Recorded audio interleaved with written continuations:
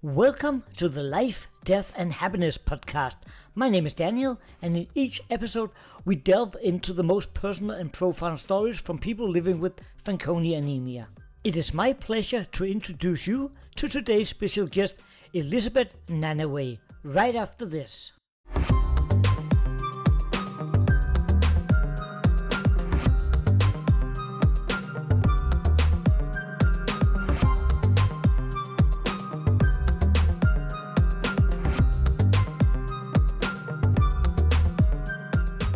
Welcome to today's episode.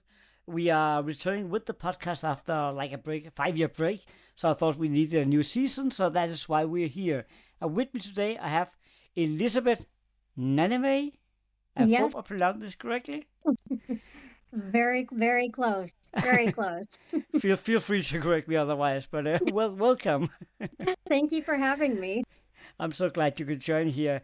Just briefly, could you tell us a little about who you are, where you're from, and what are your relationship with Fanconi Anemia? Sure. So again, my name is Elisabeth, or I also go by the name of Ellie. So either one is fine. I am married. I'm 31 years old, and I live in the U.S., and I live in the tiniest state called Rhode Island. And my relationship with FA is I was diagnosed with Fanconi anemia when I was around 8 years old. And it's something that I've dealt with my whole life and will continue to deal with. And it has been quite the journey, to say the least. I could imagine that. Usually it's like, I think most of us remember the day we got diagnosed. No, almost, there's a few people who was diagnosed like when they were babies, but unless that's the case, I think I was diagnosed when I was five, and I can remember that day even today. So I think that goes for a lot of us. Right. Well, unfortunately, I have no memory of receiving my diagnosis. But Yeah. as I've gotten older, my parents they did a wonderful job at trying to explain why I was sick and what they were going to do to help me become healthy again. And I feel that their support set me up for success as I turned into a young adult in life. Oh, nice. Yeah, I mean, it really makes it different when your parents are good at guiding you through all this, because it's a lot to take in when you're a kid. I don't know. Can you remember when they told you about this and for real? Like, when you remember that they sat down and had that talk with you? You know, I'm sure they did, but I have no vivid memory of it. My memories with Fanconi anemia starts when I was in the hospital receiving treatment. So that area of my young life is pretty hazy, but there are a few things that I do remember, definitely. Okay. Now I just want to be curious here. Do you have any siblings? I do. I have a younger brother. His name Yeah. is Michael, and he's 21. Mm-hmm. And he actually helped to heal me. When he was born, they used his umbilical cord blood, stem cell cord blood, and in turn gave me a stem cell transplant Ah. to help with the Fanconi anemia. Okay. Interesting. That is, I got my bone marrow transplant, through my brother, to my older brother. So it's nice to have good family members. It is. It We is we nice. appreciate them just a bit more than normal people. I agree. I agree. We people who deal with medical issues don't tend to take things for granted. Definitely. Exactly. Can only agree about that. So in your early life, I'm just curious here. Where did you grow up, and did it affect you at all? Even though you went to the hospital to get some treatment, but in the beginning, did it affect your life? How did your family treat you different? Did your brother, when he weak he? Yes. So So again, I was about 8 or 9 when I was diagnosed, Mm. and being so young, with having this big diagnosis, you don't really understand. From my perspective, I thought this was something that everybody went through, um, which was clearly not the case. But it so let me back up. I Mhm. grew up um in a lot of different places. I grew up in about 5 different states, and I've also lived in New Zealand for about 4 years Okay. as well. Mhm. Yes, that wasn't until later on in my life, but having to move around a lot and also dealing with something so medically complex, and also having to deal with school and Mhm. moving around a lot. It was quite challenging and quite difficult at a young age. Not really understanding, what was going on, and also having to navigate trying to live a normal life, making friends, going to school. It was definitely a lot to handle, but I had a really good support system along the way, which helps a lot. Oh yeah, that is so important because it is such a confusing time in so many areas because you have to, as you say, navigate school, and then you had all this on top where you were moving around a lot.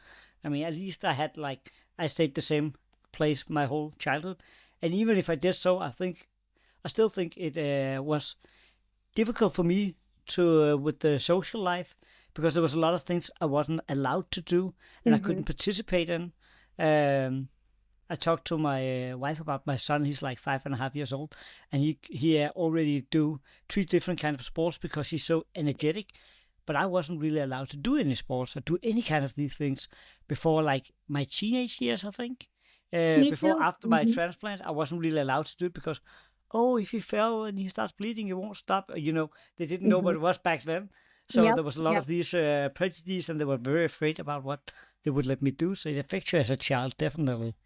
It does. It's very interesting that you mentioned the sports. I was not really too much into sports. As a young girl, I was more into art and Hmm. dancing and things like this.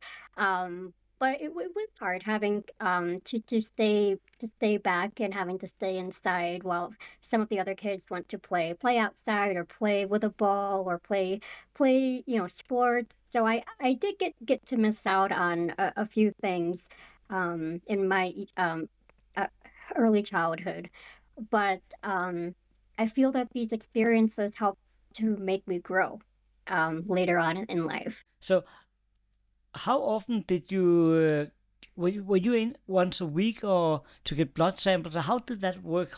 That whole process after you get diagnosed?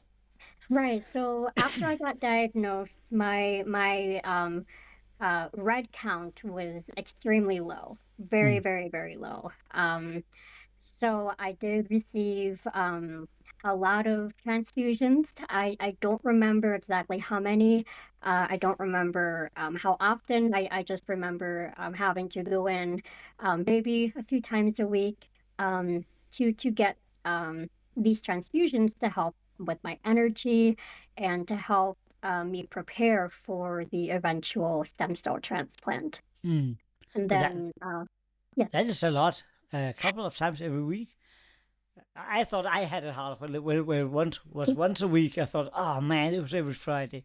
Up in the morning, go get the samples, and then get the result in the afternoon, and then figure out if I should have a transfusion over the night. But twice a Yes. week, oh, the count must have been really bad at that time. Yeah. Very, very bad. And I remember it's coming back to me now when I want to say a few months before I was officially diagnosed, I came down with pneumonia twice. So I had it once, and then I had it again right after. And my doctors at the time, they did all of these tests to figure out, why this was happening.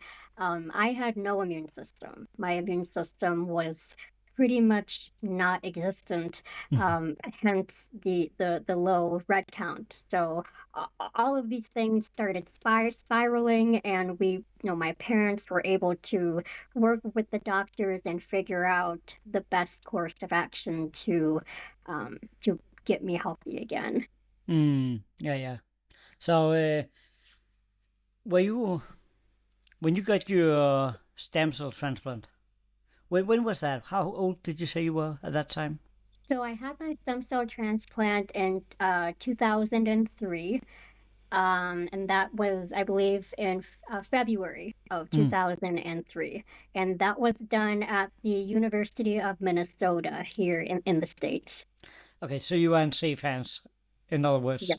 Yes, I was under the guide of Dr. John Wagner. Ah, He okay. he wrote the protocol for me, and I'm not sure if you're familiar with Hunter, I can't remember his last name, but Hunter was actually the first one to go through Dr. John Wagner's protocol, Mm. and then I was next after him. Okay, I know Dr. Wagner, and for people who don't know about FA, if there is a few listeners who doesn't know anything about it, Dr. Wagner is a very, very, can I say famous person? So I everybody who would has say FA, so. I would think so. I think everybody knows the name at least. Maybe they Yes, haven't met him, but they don't know the name. He's the closest you get to a really good expert into these things. So if you are getting to the Minnesota hotel as a FA patient, you know you're in good hands. yes, absolutely. We were I was treated like a princess, if I can say that. I Mm, mean, it was such a difficult time, but I have mostly happy memories from the whole process, and mm. I think that being so young, that was a blessing in disguise. Definitely sound like it. So when you got the stem cell transplant and everything, is there any memories you have of that time that you want to share? Because I know that the story each of us have is very different from one another. For some people, it has been like almost easy, Mhm, and others have had a really hard time. mhm. We have had. I talked to in one of the older episodes to one girl who actually did lock herself out on the toilet and she refused to come out because she didn't want to be there any longer. And what do you do when you're a kid? And you sit there and I don't want to be here. You do something because Right, most stuff is out of your hands by that time. right. So how was it for you? I mean, again, I was so young, and I had both of my parents were there to help me go through this all. My father never left my side. He was there 24/7. And I remember going through chemotherapy, and I did lose all of my hair, and that was a very traumatizing time for me, especially being a girl. Our hair is very important to us, and so when you lose that, it's almost like you lose a part of yourself. I do remember my dad; he was there with me, and I got to shave his head as he got to shave my head. I love that. I love that. Now that is a good father. Yes, yes. So like these small things, they all add up, and they help. They try Mm. and try to make you feel as good as you can. Um, so going through chemotherapy, it was rough. I'm sure chemo is obviously very hard on the body, and it's hard for anybody going through it. Mm. Um, so I remember being sick, and not having any energy, but um, it it. it it all helped because I was surrounded by all good people. I had a wonderful child life specialist who came and did arts and crafts with me, and I really don't have too many negative memories I'm so happy to from hear that that, time. and also I think that's also a very important story because when we speak about the transplants we have been through, most of us, we often when people speak about it is because they have had some bad experiences or have been through a rough time. But for people listening to this, and especially the parents out there who have FA children, I think it's very important to really, I can't emphasize this enough that each case is different. And like your story is very positive. So we all know there's a danger when you go into the transplantation. Of course there is. And Hmm. it's not like a walk in the park. It's not fun, but it doesn't have to be as bad as some of the stories we hear. I think Right. that's so important because when I talk to I'm part of the board member here in Denmark in our group here, and when we get new families in and we talk to them, I mean sometimes we talk to them like a week after they get their kids is getting diagnosed, and the things that they manage to read in like 1 or 2 weeks on the internet, they are scared. So Hmm. they're almost. I mean, I don't have words for how scared some of them are, and I get that because I I don't think I really truly understood that before I had children myself. Hmm. But that connection, I mean, today it affects me a lot more when I sit down and talk to these parents because it's like I try to imagine if it was my child being in that Right. situation. Whew, and so it's important to tell the positive stories too. I think. It is. I definitely agree, and I think for me, in my experience, my family helped to try to keep things as normal as possible. Like, okay, we eat together, we do things together, and I think that cultivating that positive, almost normal experience really helped me through a not so normal journey, I think. Hmm. And how was it afterwards when you were returning to school? Mhm. How was that experience? I'm curious here because So, that's also something from the people I have talked to. That's when you're at that age and you have to go from that, excuse me, crazy world because mhm, it's insane when mhm, you get into that system and you're suddenly out on the other side, and then everybody around you acts 100% normal. mhm, mhm. It's like, So towards the end of my hospital stay, unfortunately, I came down with something called HHV6 or human herpes virus 6, hmm, which I don't know if you know of it, but not familiar with bas it now.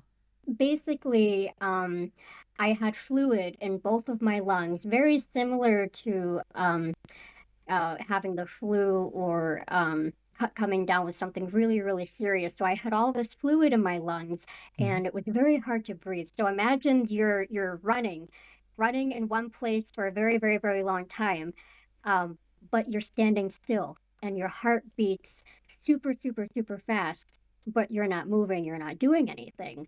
Um, because of all of this, the doctors placed me into a medically induced coma for two Oh, weeks to help my body heal and recover and remove all of the fluid that was built up in my lungs. hmm, And I believe at that point I was given about um, 30 to 40% chance to live. hmm, And that was a very, very scary time for obviously not only me, but for my family. Um, but luckily, I was able to come out of it. And, it was a very long and painful process because I had not moved for 2 weeks and all of my muscles were basically um, gone. So I had to learn how to walk again. I had to learn how to build up my strength again so that I could, do all the great things that I'm doing today. ah, Um, so your question about school. mm-hmm. Um, I love talking about what I went through.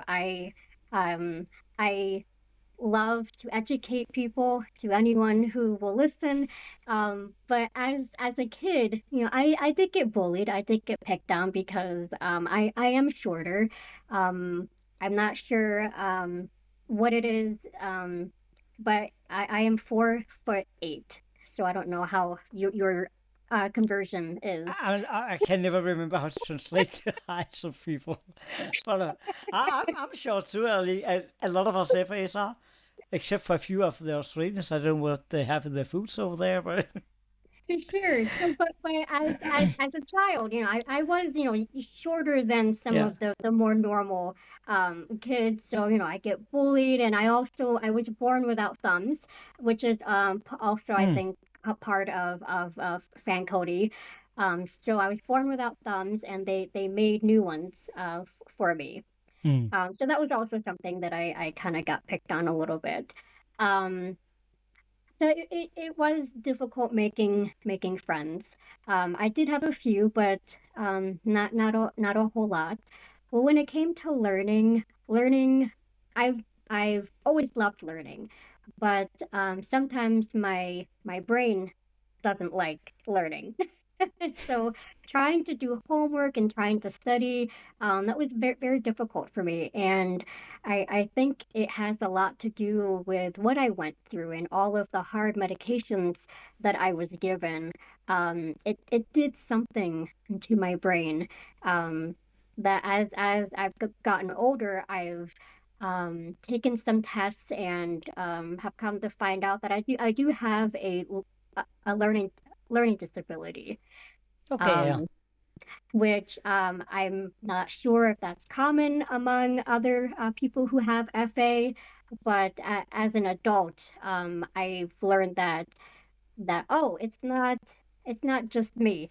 Like there is Mm. actually something going on, and it was most likely a cause of what had happened with all of the That's actually medication. very interesting because I've been speaking to a lot of our peers throughout the years, uh, and I've never really talked to anybody about this exact topic, and I find it kind of interesting because I felt the same way. I felt that if I had to like read a book, I understood what it said, but I had to like read it two, three, four, five times Hmm. before it actually stuck. And Hmm. I still have that same issue today. And now I have a immensely bad sense of humor, very dark sense of humor. I do So too. So so bring when it on. people if I meet like coworkers make fun of like that, you can never remember anything. They'll be kind of like, but it's because I got chemo brain. And then people and they get all uncomfortable. It's like, oh, no, sorry, I don't know. I usually just laugh and I was like, no, I'm just But joking. just I you have to laugh about sometimes. I know there's something about that. I haven't been diving into that exact thing. So I don't know if it's real or it's just something that we tell each other that because we keep forgetting things. Right. But everything you said there relate to my life. So actually, I was like, the feeling I had after I went out of public school was that they looked upon me as being a little slow. They were like, Mhm. you're not book smart. I think that was the Yes. nice term they used, and that has kind of affected my life a Yeah. lot. Mhm. Because I thought, no, I probably can't do that or take that education because I'm not book smart, and that's Mhm. just if anybody out there is teaching kids at school or anything, never say shit like that. Pardon my language, Mhm. but oh my No, god, that is just so wrong. I Um, agree. but back to you in your case, I'm just surprised that you mentioned these things. I haven't I felt that way a long time, but I never really, as I mentioned, talked to anybody about it. So maybe that was like maybe that is actually something I would like to ask more people about because I it is I kind of think you interesting. should. It is interesting, and it really wasn't until recently that I wanted to start going back to school, Mm, and I've always been cautious because I never had good grades in school. Learning was never, I've always had the drive to learn, mm, but my brain, something in my brain was just not, all the wiring is just not working correctly for whatever mm. reason. And it's it's hard. It's hard when you want to do something or learn something, but it doesn't compute or it doesn't stick. And it's like no matter how many times you can go over something 10, 20, 30 times, but it probably won't ever stick. That's for me, that's been kind of more difficult to have to deal with as I've gotten older. Yeah, I do play a lot of board games, and Mhm. the annoying thing about that is if I don't play the same game for like a year, I have to go back and reread all the rules because Mhm. they just they're not there. It's gone. Yep, I can't. I feel you. It's like, oh, come on! I know this game. I'm supposed to remember this. Yes, Oh yeah. Oh, isn't it just fun to have FA?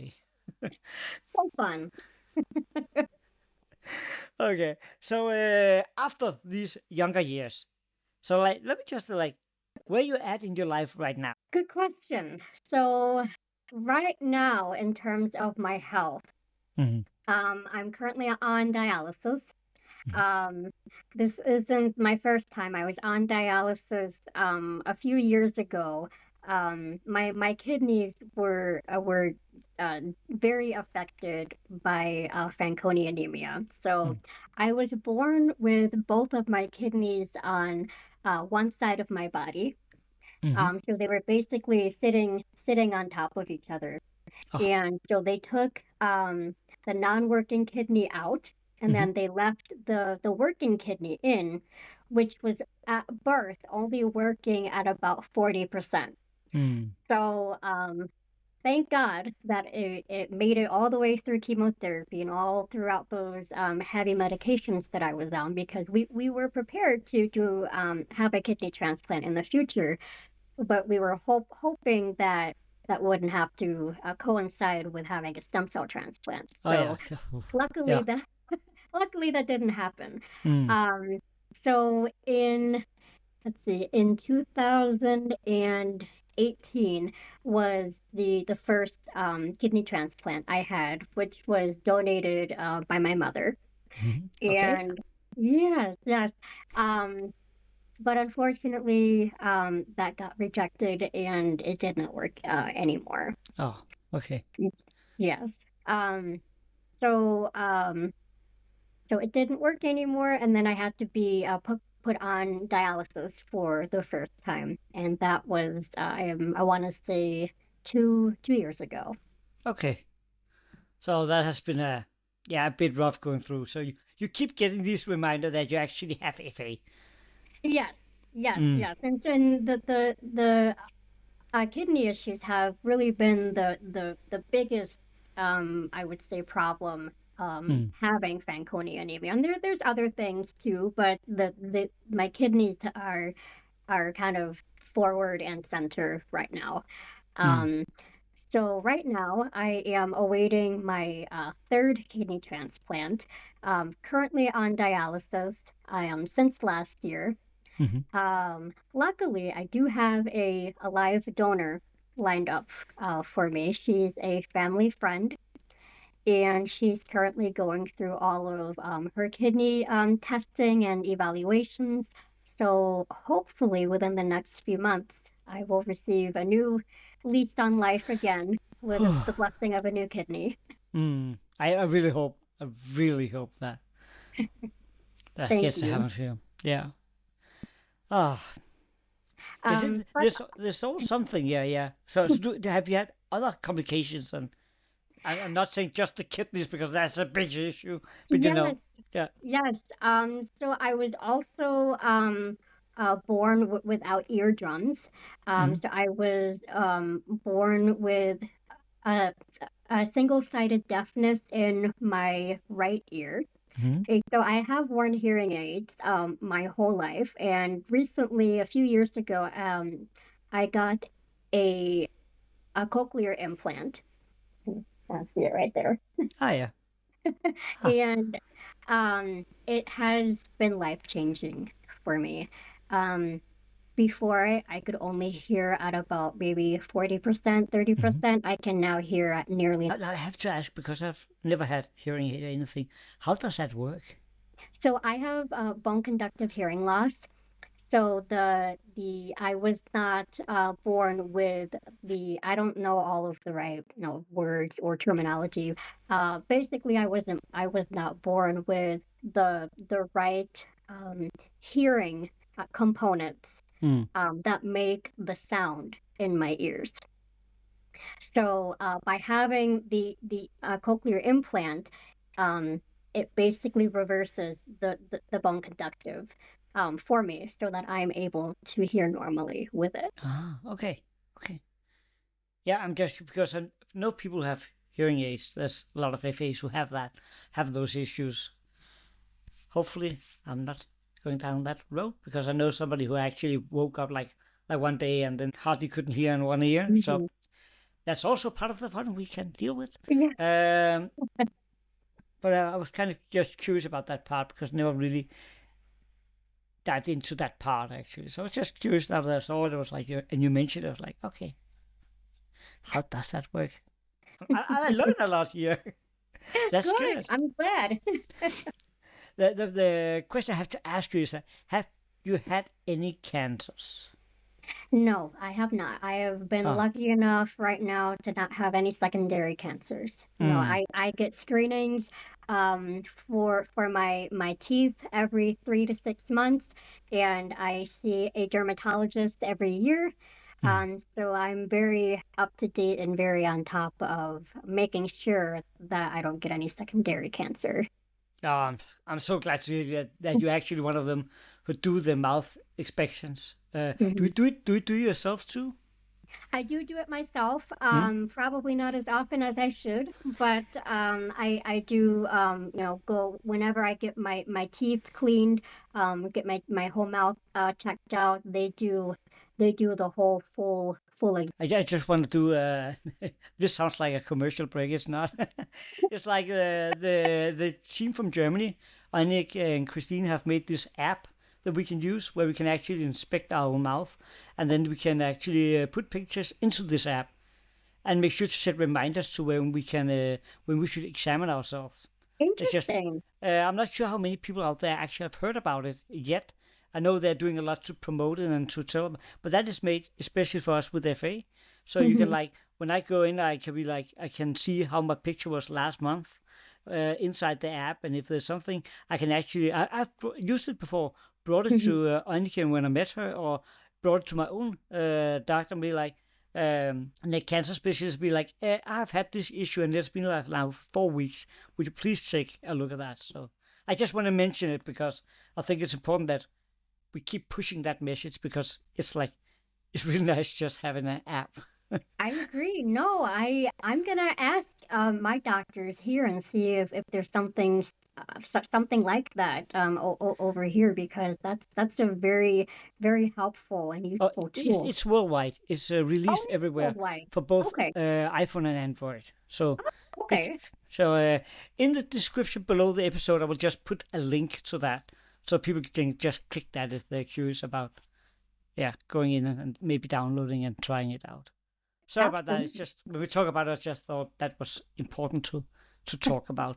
No, this is great. And the more people learn and more people who uh, educate is very important. Yeah, I totally agree with that. So you're married. Yes. You have no kids. I know you have a cat. Yeah, yeah, I have two cats and two Yeah. dogs. No Ah. kids right now, but we are looking into adoption Hmm. in the next few years. Okay. Okay. Sounds good. I can highly recommend kids. You forget everything about your own health, because you just.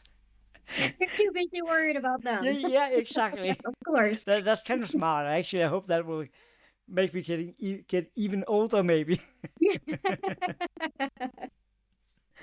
Oh yeah.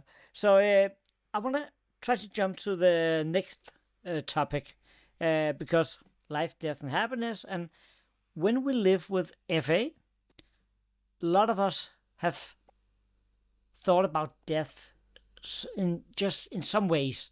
I Mhm, mean, I know it's kind of a thing everybody have to go through somewhere down the line, no matter if mhm. you have FA or not. But for a lot of us, it's much more present, or at least probably more than in the mind of other people. Have what is something you're afraid of? Have you talked about it in your family, or is it something that you try to avoid talking about? I'm actually very, very open about the topic Mm-hmm. of death. It's something that, just like you said, somewhere down the line, it's something everyone has to go through, Mm-hmm. and it's just a part of life. And I am learning to um, I'm learning to figure out what death means to me.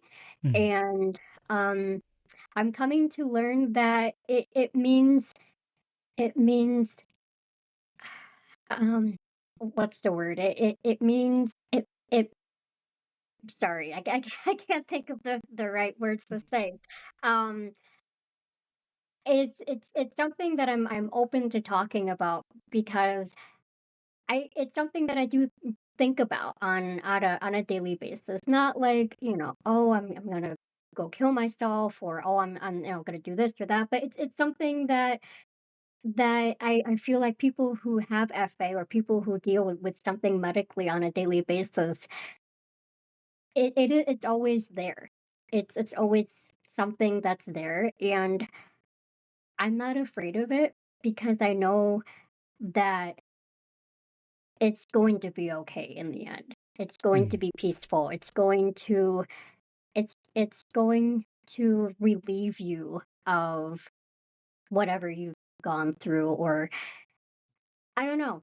It is hard to put into words, definitely. It really is, yeah. And that's like I can remember that I avoided talking about it for a long time. I didn't really want to talk to my wife about it. I tried to not, I didn't want to deal with it. But then my first Fanconi Anemia adult meeting in the US was in Orlando, like, I don't know, 10 years ago, 8 years ago, I think. Can't really remember. But after we have been there for like 4 or 5 days, me and my wife, we took like a vacation. Now, I mean, we took all the way to the US, so we might as well just have a vacation. Mhm. And then we start talking in the car, and that was the first time we ever talked about it openly. And it was not like a depressing talk. It was like more like, now she had heard all the talks we had um, at the meeting, so we were like, what do you want to happen when you die? And it was like, it surprised me when she asked that question, and it was just very liberating. Mhm. Just be able to talk freely about it. Mhm. So I feel like I'm not afraid of it. I'm not walking around being like, "Oh no, I'm gonna die." I Right. know it. I know it will happen. I Sometimes people be like, "Oh, you will probably get to be 100 years." I'm like, "No, Well, that's probably I'm not not." the Okay. reality. Yeah, yeah. I was like, "No, I'm not." Okay, I'm not worried about my pensions. Okay, and that's not to sound depressive or anything. It's just like we are like I think we have one lady who is 67. Um, I know we have her in the adult group. We have Mhm. a close group on Facebook, Right. but otherwise than that, there's not a lot of people who's that old. So I'm Mhm. like, Right. I hope for it, and my health is good. I had like cancer 10 years ago, and I haven't had any issues. Yeah, just some few skin cancers. Mhm. For us, FAs is like nothing. Right. But yeah, there's always some small things, but nothing serious at all. So to me, like it will happen, yeah, and I will deal with it when that day comes. Right. But I don't need to walk around and worry about it all the time. But I Right. think it surprised many people. That is some feedback I've gotten on the first season I made of this podcast, like these 5 years ago. That some were actually surprised that we thought about death a lot, and for a lot of us, it's on a, if not daily, then at least weekly basis, Mhm. because It is what it is. that is our reality. Mhm. So I'm not Yeah. surprised when you say that. Um, No, and it's something that I've been open talking to with my husband, mm, and we have I had the conversation with him about what should he do when the time comes, if the mm, time comes. um I have talked about how I want to be laid to rest, and like you said, it is very very liberating and very freeing in a way mm, to be able to talk about something this dark, because it is something that everyone eventually goes through. But for people who have um, medical issues, it's a whole other ball game, I think. Mm. Yeah, I agree. I agree with that. But I'm glad you look upon it that way because I think it's important to be able to still live your life, even though you're having we are under these circumstances. There's not much we can do about it. Hmm. So I think it's important to not getting too depressive about it because there's still a lot to love about life, as I see it. And that I leads agree. me into the third part of this podcast, the happiness, because I think that's very important. I've been doing some speaks on it about life, quality of life, and stuff like that, both in the Danish group and in the Germany, because I think it's important to be able to still live your life and feel good. So I wanna I wanna ask you, what makes you happy in life? What do you enjoy doing? Oh, I enjoy being with my family, my friends. I am very close. I have a very close knit family, for obvious reasons, Mm. and they've always been my support system, and I'm so lucky and thankful that they are with me and helping me going through all of this really difficult journeys with everything. Um, but besides that, I am a petite model. I do freelance model on the side, and I also do public speaking. And I just recently got my life coaching certification. Oh, So, nice. yeah, so that's something that I've been working on for a little bit. And um, going back to being a model, I Hmm. never thought, looking, watching TV and seeing all these pretty women, up doing their thing, and oh, I'm not tall enough, like, oh, this is not never gonna happen. But I took that. I took those negativity and I turned it into something that I was really passionate about. And I was in New York Fashion Week earlier this year, and that's something Oh, that I cool. never if you would have told me that like 10 years ago, I would have thought you were crazy. But putting myself out there, not necessarily for everybody else, but just for myself and Mm. having the confidence of doing something like this and putting myself out there, it's about education. It's about showing everyone that it's okay to be different. It's okay to love who you are. And it's so empowering, not only for me, but for people who might not know what FA is, or people who, you know, don't really get out of their little bubble that they're in. You know what I mean? Mm. So that's Definitely. why I do it. And that's also why I chose to get into life coaching, because um I want to give back to those who have, given me all of that confidence and ability to be who I am today. I totally get that, and I think you're you're doing the right way as I see it because you need to when you're in a situation like this, you can either go. We talked about it also when we talked about death. You can either go being depressed or be scared of life and being like, I can't really do this, or maybe you talk yourself down because I'm not tall, I can't do anything. And to be honest, I had a period of my life where I I didn't spend my I was not living a good life to be honest, Mhm. Mhm. uh, because I had absolutely no self-esteem whatsoever. And nothing in my life changed before I changed. Mhm. Before I started to look upon myself in a different way, and I started doing what I love to do. And that is not telling people to be egoistical or anything, but you need to figure out what you love in life. I mean, put it this way: if you don't have as many years to live in as other people, you might as well just do it now. Mhm. You might as well just go chase your dreams because what do you got to lose? Nothing.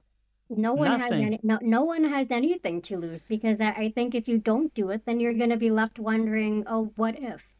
And I don't want to feel that way. I don't want to feel, I don't want to wonder what if this, or what if I did this differently, because not just for us, but for everybody, we don't know when our time is up. So we literally have to live like tomorrow is your last day. As Mm. corny as it might sound, but it's the truth. It is the truth. I mean, and sometimes I think it takes something like our situation to actually remember it.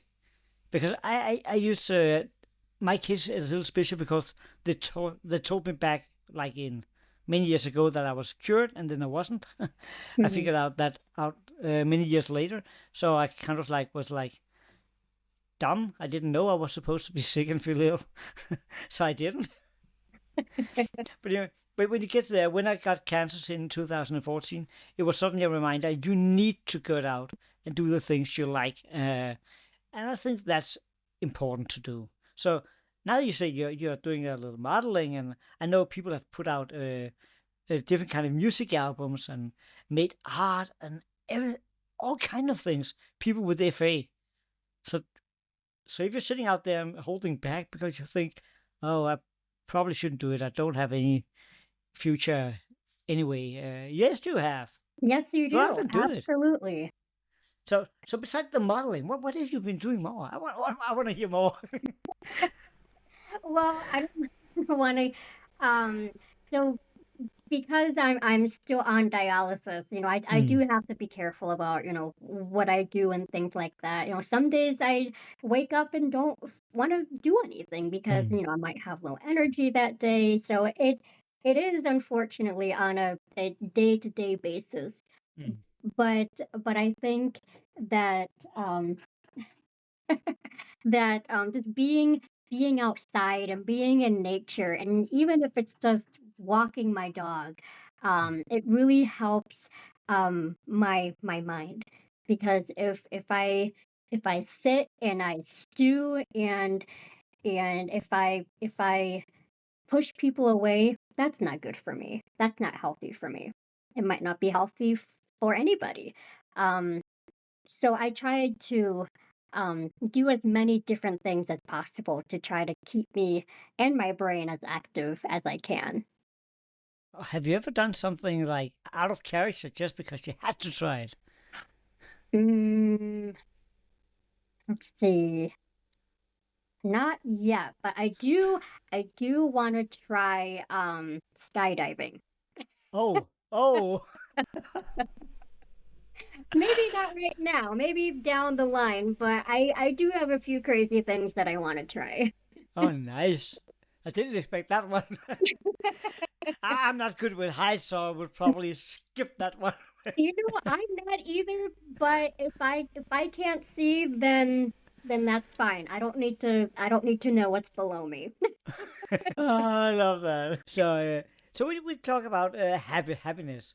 What in your everyday life do you do to just you've mentioned a couple of the bigger things, but Mhm. just like is there anything you just enjoy doing for yourself in the morning? Just some experience you maybe can give to others about, you Sure. know, yeah. Um, so something that my husband and I love to do together, we love playing video games. We Mm-hmm. love playing video games together. We love board games. Yeah, we love all that stuff. And it's not just for me, but it helps us bond. It Mm-hmm. helps us break away from the medical talk or the medical thinking, and just bring more normalcy into our lives. And that's something that has really helped me a lot. And it also helps my brain too, because it helps me think. So that is something that is pretty big in our lives, for Mm. sure. Now I'm a huge nerd, to be honest. So I'm kind of curious. What games do you play? So my husband's name is Joe. So Mm-hmm. Joe introduced me to Destiny and Diablo. Mm-hmm. Um, what else? He introduced me to Divinity. So all of the Xbox and PC games, we love it all. I'm glad to hear there's other crazy people out there. I'm just trying to. I'm just trying really hard to finish Baldur's Gate 3 because I've been playing it for so long. Now I want to get rid of it so I can play other games. I try to avoid that pit of buying 10 games I never finish. So I now know, now I I have only have like a backlog of 6 games. I'm like maybe 70 to 90% through. but I haven't finished it. I have this problem too. I have many games, but I've only completed only a handful. So I Mm. have to remind myself to stop buying new games and finish up the ones I have and then continue. Yeah. I don't know that part. I have Diablo sitting on my shelf. Not on my shelf. I have it on the Xbox Game Pass, ready to go. And I was like, as soon as I finish this game, it's actually fun that I talked to a lot of FAs that actually use games as like a getaway Hmm. in some way, and I Hmm. think that's not much more normal today Hmm. for people to do. No matter if you have FA, you're just like quote unquote normal. Right, I think we're right, kind of normal, but yeah. right. Uh, but I think it's a good thing that people are much more open minded and relaxed about it because one thing is to sit and play video games, but also enjoy the feeling you have when you play board games with other people. It's like going back in the days where you sat around a campfire and talked together. Actually, Mhm. I enjoy that feeling. You do something together like that. I've missed that for many years, so we started doing that like 10 years ago, me and my wife, and I really enjoy that a lot. Yes, me too. And now that we're kind of coming out of COVID, COVID was a dark time for everybody, Mm. no matter if you had medical issues or not. And for me, having the lack of community and communication and or just even being around other people. I crave being around other people. I'm a very social person. So when that was taken away for a while, it was it was very difficult. It was depressing. It was hard. And of course, I love my husband, but I, would have liked to like to have spent time with some other people as well, and and and and it's brings us back to now that being together with other people and having friends, it's so important, not just for people going through things, but it helps bring us together in more ways than one. Mm. Yeah, agree with that. And just a little unknown fact for many people, when we go at these adult meetings in the U.S., like they have once a year with the Fanconi Cancer Foundation, we usually some of us have like a tradition. It's not quite every year, but almost every year that we somebody bring Cards Against Humanity, that game, Yeah. and to play that with a bunch of FAs, I can promise you it gets a bit twisted, a bit dark, and I'm Yeah. very happy that the the people, the staff at the Fanconi Foundation, and the scientists and the doctors is not in the room when we play. I love that. It's kind of a thing. There's a few other people who like these kind of games, so it's like, yeah, we need to bring it again this year. I feel like you have to have a sense of humor during these things. You Mm. have to, make fun of yourself sometimes, or you have to laugh because if you don't, life is a very miserable and cruel place if you don't. Yeah, definitely. And you might as well just have some fun with it. Yes. Yes. Now we've been talking a lot about how you get diagnosed and your life up almost until now, and what your thoughts have been regarding death, and also what makes you happy in life. Is there any good advice you would share to younger people who listen to this podcast, or maybe even some older? Just some experience you would like to share with them, or something you would say, yeah, something you want to share with them. Sure. I just want to say, just take care of yourself because you only have one body. You only Mm. have one brain. Just be mindful and be aware of what you're doing to your body and what you're putting into your body because you might not feel the effects now or realize it now, but down the line as you get older, it it might make things a little more difficult for you. And so while you're able to still be young and healthy, make sure you stay healthy, right? Yeah. Um, and there's also I want to say, this is something that a good friend of mine told me a while ago. Um, what someone thinks about you is none of your business. And True, true. Yeah. it's so true, and it's taken me, you know, a long time to be comfortable with my own self.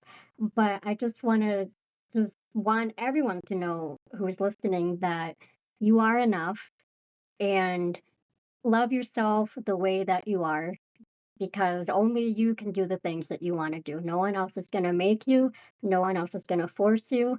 Only you have the power and control. So just do the best that you can and just live life and be happy. Yeah.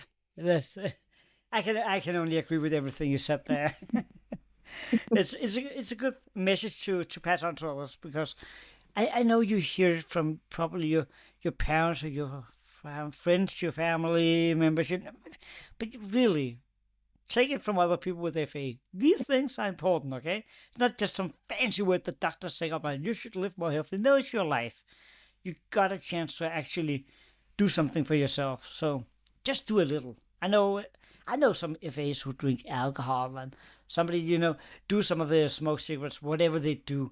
And it's not like you don't have to be all holy and mighty about it and don't do anything in life, but you just be aware of what you're doing and make sure you make some right choices down the line, or at least get your checkups, or just do something. Yes, I agree. I fully, fully agree. With that said, I'm very, very grateful that you wanted to join me. Much appreciated, and I'm pretty sure people out there also will appreciate to hear your story. Thank you. Thank you so much for having me. It's been a pleasure, and I've enjoyed telling my story. And um, if anyone wants to reach out and contact me, I do have a Facebook page. I do have an Instagram page. I'm sure you'll link it down in the Hmm. box below. Um, if for any reason you have doubts or thoughts or questions, feel free to reach. With that said, I mean, please do that. When people give you an offer like that, use it, because we all we have is us. So I think that's a good way to end this. I also want to say that if you have if you have the means, please, if you can, please donate to Fanconi Cancer Foundation, or any local foundation you have regarding FA, or at least share this podcast with people you know, people you care about, your friends, your families, and stuff like that, people like that, because it actually matters, and we want to tell these stories because it's not just about FA. It's also about real people and real stories. So that would mean a lot to all of us. Thank you so much. Take care out there. See you soon.